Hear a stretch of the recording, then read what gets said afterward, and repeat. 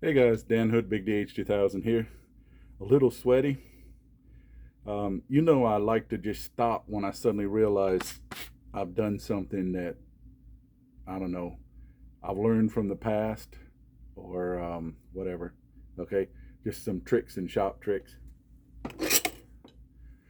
A lot of files that you buy through the years come with nice handles. Okay, some do, some don't, but most of them do. But over the years, most of them are kind of plastic that sometimes just wears out, especially when you got all kinds of oils and chemicals and whatnot like we use on slingshots and in my shop. And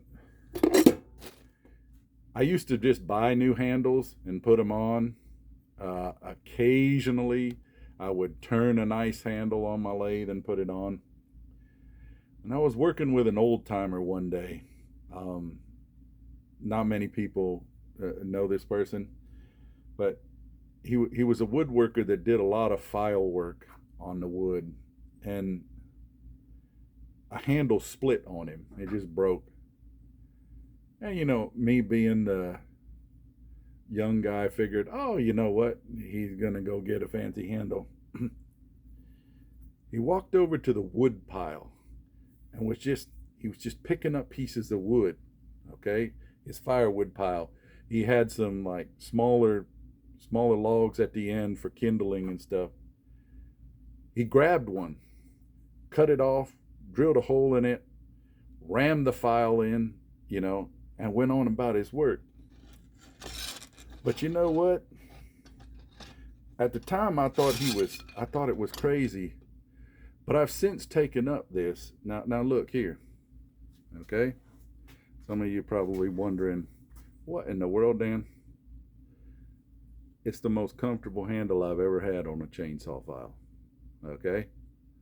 You look how it's a little funky and a little weird, and it's the same idea with natural slingshots, where sometimes you can just find a natural slingshot that's way better than anything you could have ever built. It's the same with these handles. Now look, just drill a hole. The only thing I do different is I put a little super glue in the bottom of the hole so that it holds better, because eventually things work loose and stuff like that. But look at this. Look at how it fits the hand. Okay? And if you need one on the other end so you can do a double hand or a thumb, you can just put a little piece on there too and go there. So, stupidest, seemingly stupidest thing, but yet probably one of the craziest things I found. Because here, look, here's one. Okay? Let me just start showing you some of them. An old flat with a triangle back. Now look, I even turn the handle the right way so that it holds best like this, so that I can use the flat the most. Now it's not as comfortable. Now I use the edge a lot, okay? Which is another thing. You can tailor the file to what I usually use, the corner on this one or the flat surface.